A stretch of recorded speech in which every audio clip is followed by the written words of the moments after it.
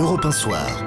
Il est 18h50, Europe 1 Soir continue avec vous, Nicolas Poincaré. Et avec David Abiker et sa gueule de l'emploi. Bonsoir David. Salut à vous Nicolas, bonsoir Olivia. Bonsoir David. Vous n'allez pas rater l'occasion de commencer par une bonne nouvelle et saluer notamment une bonne nouvelle pour l'emploi. On parle de ce contrat historique Airbus qui va vendre 234 avions. C'est formidable, non? C'est historique, vous l'avez dit, un contrat signé à l'Elysée à l'occasion, comme par hasard, de la semaine de l'industrie et surtout un contrat qui représente 5000 emplois sur 10 ans. C'est le chiffre qui revient, 5000 emplois sur 10 ans.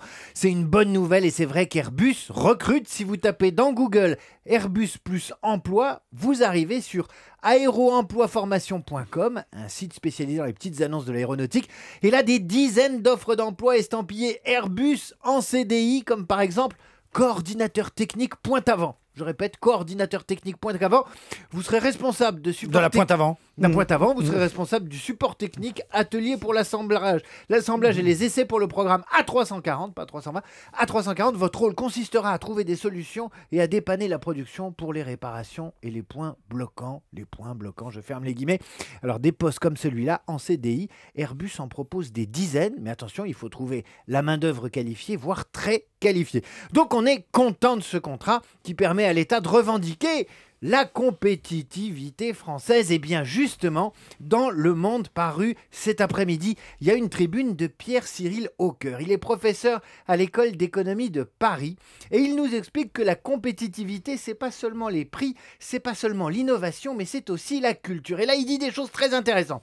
Le professeur explique, j'ouvre les guillemets, une grande partie des produits d'exportation les plus rentables pour la France sont des services ou des articles de luxe et des biens culturels vendus parce qu'ils sont associés à l'image de notre pays. Et l'auteur prend l'exemple du soft power américain.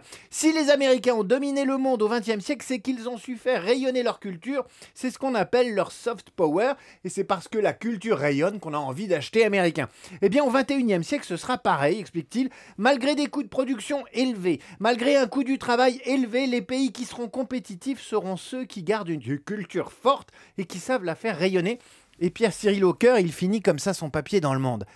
Tout autant que les sciences et les nouvelles technologies, les arts et les sciences humaines et sociales sont la clé de notre avenir, y compris économique. Autrement dit, un contrat comme Airbus et tous les contrats commerciaux de demain, la France ne les devra pas seulement à ses prix ou à son coût du travail ou à ses innovations, elle les devra d'abord à sa culture et c'est cette culture qui influencera la confiance de ses futurs clients. Et voilà, ça c'est original. Vive la culture. 234 Airbus grâce à la culture forte. Parce que dans l'Airbus, il y a des morceaux de culture européenne et des morceaux de culture française, comme dans les yaourts. Merci David Abiker.